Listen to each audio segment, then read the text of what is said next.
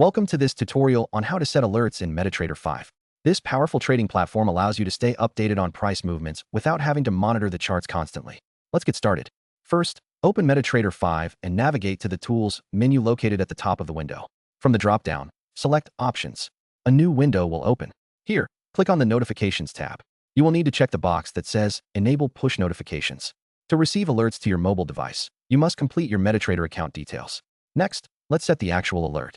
Close the Options window and return to the chart where you want to set the alert. Right-click on the chart and navigate to Trading in the context menu. Here, you will find an option labeled Alerts. Click it, and this will bring up the Alerts window. In this window, click Add to create a new alert.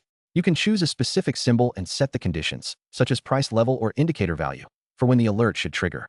Once you have configured the conditions, you can set the type of notification you wish to receive, whether it's a sound alert, an email, or a mobile notification. After you've completed all fields, click OK to save your alert. You will now receive notifications based on the conditions you specified. This feature helps you stay ahead in your trading strategy and ensures you do not miss important market movements.